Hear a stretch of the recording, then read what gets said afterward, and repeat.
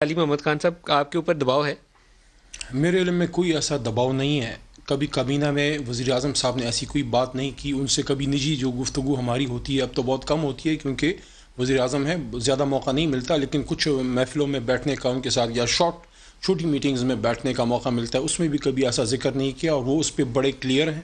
آج انہوں نے دوبارہ واضح کیا ہے اور اس سے پہلے بھی کہ جب تک مسئلہ فلسطین حل نہیں ہوتا وزیر اعظم پاکستان جناب عمران خان صاحب از ویری کلیئر کہ وہی پالیسی ہے جو اس سے پہلے میاں نواز شریف کی تھی, وہی پالیسی ہے جو اس سے پہلے زرداری صاحب کی تھی, وہی پالیسی ہے جو اس سے پہلے مشرف صاحب کے دور میں تھی, وہی ہے جو اس سے پہلے میاں نواز شریف, بینظیر بھٹو اور جنرل ضیاء الحق, جنرل ایوب خان, ذوالفقار علی بھٹو اور یہ ریجسٹل محمد علی جناح. لیکن کہیں سے دباؤ آ رہا ہے آپ کے اوپر. دوسرا, میں اسٹرانگلی کنڈیم کرتا ہوں جو بات اس وقت طلال چودھری صاحب نے کی ہے.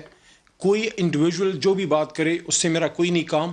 مجھے یہ پتا ہے کہ جس کو اسٹیبلشمنٹ کہا جاتا ہے, جو میری پاک فوج ہے, اس کا موٹو ہے ایمان, تقوی, جہاد فی سبیل اللہ. اور مجھے یہ پتا ہے جس پارلیمان میں بیٹھتا ہوں ایز اے پارلیمانی امور کے وزیر کے, اس پارلیمان کے ماتھے پہ لکھا ہے لا الہ الا اللہ محمد رسول اللہ, جس کے یہ بھی ممبر رہے ہیں.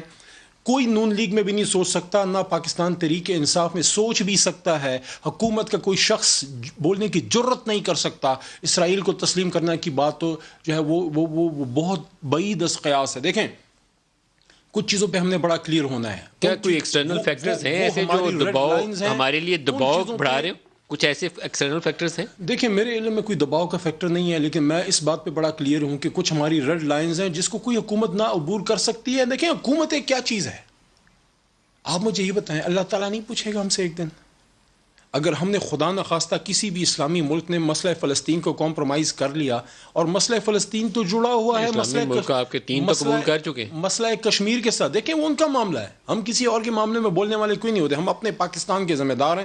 دیکھیں, مسئلہ کشمیر اسی طرح اقوام متحدہ کی جو ہے ان کی ریزولوشنز پہ ڈیپینڈنٹ ہے, جس کو ہم مانتے ہیں, جس پہ ہم کلیم کرتے ہیں.